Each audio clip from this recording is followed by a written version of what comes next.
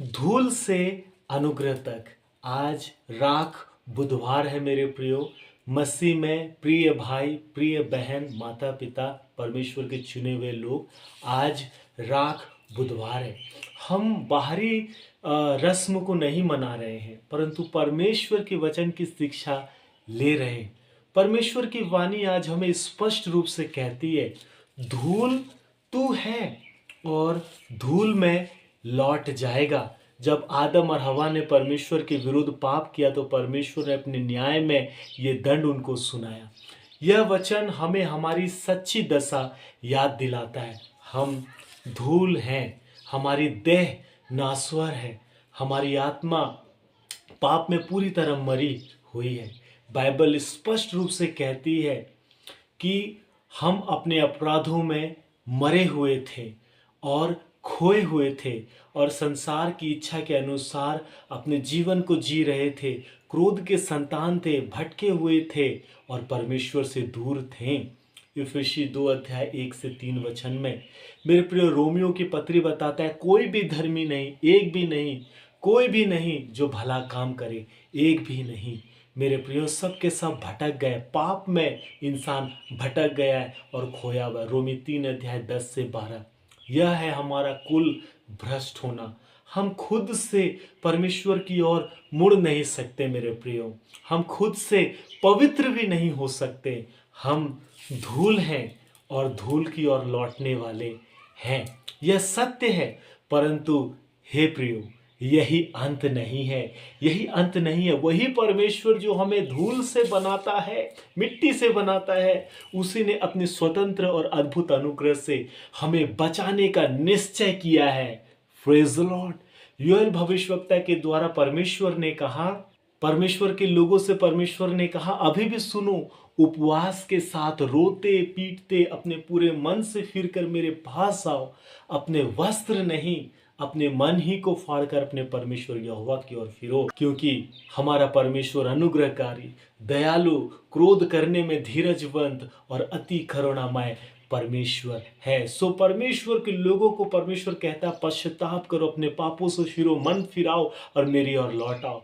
यह पश्चाताप बाहरी नहीं है, यह भीतरी है। हमारे भीतरी जीवन का ये कार्य है मेरे प्रियो, हमारा आत्मिक जीवन का कार्य। दाऊद प्रार्थना करता है, हे परमेश्वर, मेरे भीतर शुद्ध मन उत्पन्न कर और मेरे भीतर स्थिर आत्मा नए सिरे से उत्पन्न कर। दाऊद प्रार्थना करता है परमेश्वर से कि प्रभु मुझे बदल, मुझे नया बना, है ना। यह नया हृदय हम खुद नहीं बना सकते मेरे प्रियो, यह परमेश्वर का कार्य है। जैसा यजेकेल भविष्यवक्ता ने लिखा है, मैं तुम्हें नया हृदय दूंगा और तुम्हारे भीतर नई आत्मा डालूंगा। मैं तुम्हारे भीतर अपना आत्मा डालूंगा और तुम्हें अपने नियम पर चलाऊंगा। यजेकेल 36 अध्याय का 26 से 27 वचन में यहाँ पे लिखा है। प्रभु यीशु मसीह ने खुद कहा है कि कोई मेरे पास नहीं आ सकता जब तक कि पिता जिसने मुझे भेजा है उसे खींच ना ले। मेरे प्रियो, परमेश्वर हमें अपनी ओर खींचता है। यह अनुग्रह अद्भुत है उसके लोगों के लिए। परमेश्वर अपने चुने हुओं को खींचता है। आज आपको, मुझे, हम सभी को परमेश्वर अपनी ओर खींचता है कि हम पश्चाताप करें, प्रायश्चित करें, अपने पापों से फिरे और उसकी ओर लौट आए। वो हमें पश्चाताप का हृदय देता है और प्रभु यीशु मसीह के लहू से धोता है। प्रभु यीशु मसीह का क्रूस हमारे सारे पापों के लिए पर्याप्त बलिदान है मेरे प्रियो, क्योंकि यीशु मसीह ने क्रूस पे हमारे लिए बलिदान दिया है। प्रभु यीशु मसीह में अब उन पर कोई दंड की आज्ञा नहीं है मेरे प्रियो, क्योंकि यीशु मसीह ने हमारे हर एक दंड को अपने ऊपर ले लिया है। और जो प्रभु यीशु मसीह के अनुसार अपने जीवन को जीते हैं, परमेश्वर का अनुग्रह उन पर है। मेरे प्रियो, ये राख हमें याद दिलाती है कि हम पाप के लिए मर चुके हैं। एक मरा हुआ व्यक्ति पाप नहीं कर सकता। मेरे प्रियो, हम मसीह के साथ क्रूस पर चढ़ाए गए, गाड़े गए और जी उठे। ऐसे ही तुम भी अपने पाप के लिए तो मरा हुआ समझो, परंतु परमेश्वर के लिए मसीह यीशु में जीवित समझो। बाइबल हमें यही कहता है कि पाप के लिए तुम अपने आप को मरा हुआ समझो। एक मरा हुआ व्यक्ति पाप नहीं कर सकता। मेरे प्रियो, हम परमेश्वर के लिए जीवित है, न्याय, धर्म और करुणा का कार्य करें, उसके पीछे चले। इसलिए हम पाप में नहीं रह सकते मेरे प्रियो।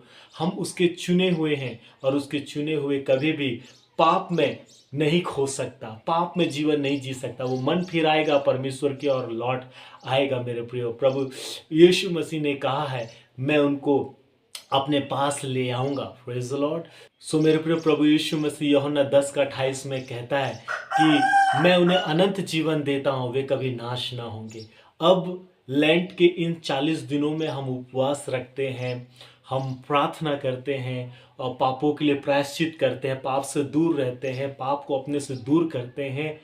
परंतु प्रभु यीशु मसीह स्पष्ट चेतावनी देते हैं, जब तुम उपवास करो तो कपटियों की नाई तुम्हारे मुंह पर उदासी ना छाए रहे, परंतु जब तू उपवास करे तो अपने सिर पर तेल मल और मुंह को धो, ताकि लोग नहीं परंतु तुम्हारा पिता जो गुप्त में तुझे देखता है उपवासी जाने। मेरे प्रियो, हमारा ये उपवास का जीवन, प्रार्थना का जीवन, प्रायश्चित का जीवन लोगों के लिए नहीं है, परमेश्वर के लिए, ताकि परमेश्वर हमको जाने कि हम पश्चाताप का जीवन व्यतीत कर रहे हैं, उसकी ओर लौट आ रहे हैं। मत्ती 6:16-18 पद। उपवास हमारी शक्ति का प्रदर्शन नहीं है मेरे प्रियो, हमारी निर्भरता का वो स्वीकार है कि हम परमेश्वर पर निर्भर हैं। हम कहते हैं, हे प्रभु, मैं धूल हूं, तू ही मेरा अनुग्रहकारी परमेश्वर है, मैं तेरे अनुग्रह पर भरोसा करता हूं। प्रियो, यह संदेश हमें प्रेरणा देता है। तू धूल है, परमेश्वर ने तुम्हें अपनी महिमा के लिए चुना है मेरे प्रियो।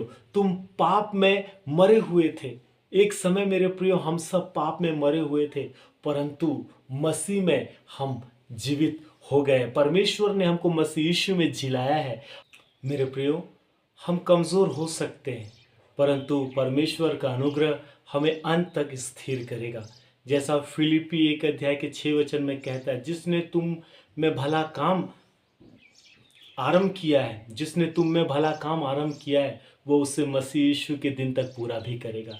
इस राख बुधवार से ईस्टर तक हम पाप को मारते चलें, पाप के लिए मर जाएं।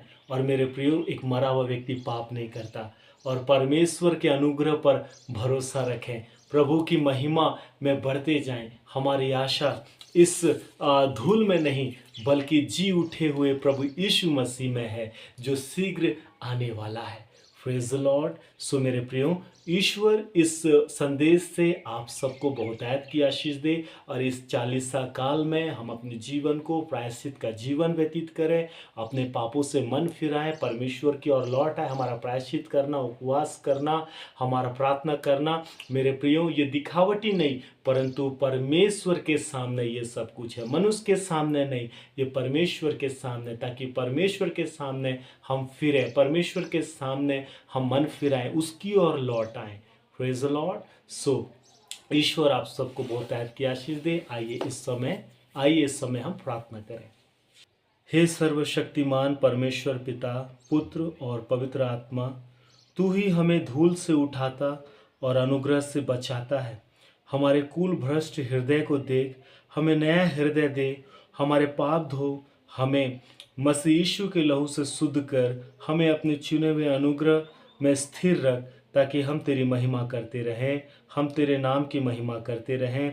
और इस उपवास काल में हम प्रायश्चित का जीवन, मन फिराव का जीवन और तेरे पीछे चलने का जीवन हम व्यतीत करें। ये केवल 40 दिन का ये एक जीवन ना रहे, परंतु इसके बाद भी हम हमेशा प्रायश्चित, पश्चाताप और प्रभु तेरे पीछे निरंतर चलने वाला हम जीवन व्यतीत करें। हम पर ये दया कर, अनुग्रह कर। और हे प्रभु, ये प्रार्थना तेरे नाम से मांगते हैं, प्रभु यीशु मसीह के नाम में, आमीन। सो जय मसीह, यीशु सहाय, जय यीशु, प्रेज द लॉर्ड। सो इस वचन को अपने परिवार में, अपने मित्रों में ज़रूर शेयर कर दीजिएगा, ताकि वे भी इस संदेश को सुनने पाए। और यदि चैनल में पहली बार आए हैं तो ज़रूर सब्सक्राइब करके बेल आइकन को ऑल में प्रेस कर लीजिएगा, ताकि और भी इस लैंड से संबंधित संदेश आप तक पहुंचता रहे।